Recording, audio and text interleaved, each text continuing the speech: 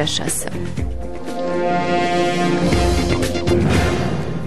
Bonsoir, des drapeaux turcs ont envahi le rond-point Schuman à Bruxelles. Une manifestation à l'appel d'associations turques de la capitale. Le mot d'ordre, c'était la lutte contre le terrorisme.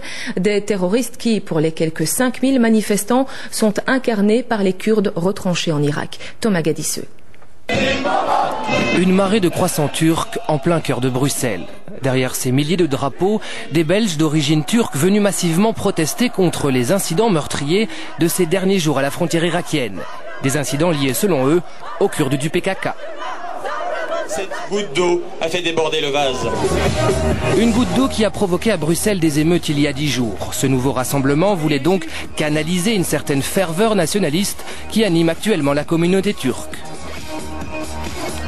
Occasion, non pas dans l'illégalité mais dans la légalité, non pas de façon manipulée et manipulable mais de façon coordonnée et canalisée, exprimer parfois un ressentiment très fort et parfois un sentiment d'incompréhension très ferme, mais de le faire une bonne fois pour toutes sans avoir ce sentiment de culpabilité et sans verser dans la violence. Ce discours pacifiste a été largement diffusé par les 6 organisations à l'origine de l'événement. Dans la foule, on veut mettre fin au terrorisme. Les manifestants crient leur haine du PKK, sans pour cela tomber dans l'amalgame. Ma belle-mère est kurde et entre nous on s'entend très bien. Mais le PKK, c'est eux qui viennent nous séparer. Alors pourquoi déporter un conflit qui se passe là-bas, ici en Belgique? Parce que nous, les Turcs, la Turquie est notre pays, bien sûr, la Belgique aussi, mais c'est notre premier pays et la Belgique c'est notre deuxième pays. On a des frères et des sœurs, on est tous, s'il faut, maintenant s'il faut, j'y vais de suite. À la tribune, les discours s'enchaînent, presque tous en turc. Mais aux abords de la scène, un groupuscule brandit fièrement le signe des loups gris, les ultranationalistes turcs. Les appels au calme se multiplient, ces quelques extrémistes se font huer par les 5000 personnes présentes. Des ultranationalistes, il y en a dans tous les pays. On peut voir aussi des Wallons, des Flamands qui sont contre la Belgique, des Wallons qui sont contre la Belgique. On ne peut pas mettre tout le monde dans le même sac. La manifestation s'est terminée sans incident. Les drapeaux se sont dispersés dans la ville. Ce soir, Schaerbeek et Saint-Josse sont calmes. Oui, on l'a dit, cette manifestation s'est effectivement terminée sans incident. Il faut dire que la communauté turque elle-même a assuré un service d'ordre interne. Quant aux policiers, ils étaient près de 300, mais déployés discrètement. Florence Urner. Aujourd'hui, la communauté turque avait déployé 300 stewards sélectionnés parmi ses membres. Un déploiement de force, mais aussi un message de calme des organisateurs.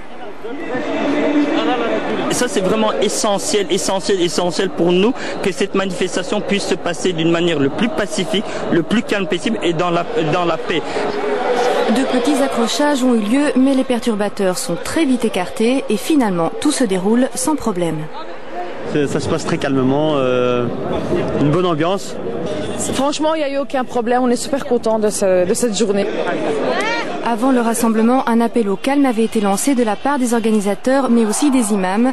Des règles avaient été fixées, seuls les drapeaux turcs ou belges étaient admis, tout symbole extrémiste était banni. Au niveau des pancartes ou bien des effigies, là aussi on était très sélectif. Ça passait par un conseil qui a déterminé tous les slogans qui devaient être affichés dans le cadre de cette manifestation. La police, elle, était bel et bien présente, malgré les apparences. On n'a vu aucune sécurité. Où sont les policiers? Où sont la sécurité? On a fermé dans une ferme ici. On n'a pas bougé. Il n'y a pas de sécurité. En réalité, près de 300 policiers étaient déployés, des policiers se tenant à distance du lieu de rassemblement ou en civil parmi les manifestants. Des autopompes étaient également prévues en cas d'incident. Elles étaient stationnées à l'abri des regards pour éviter tout sentiment de provocation. À 16h, la foule se disloque sans qu'aucun incident ne soit venu perturber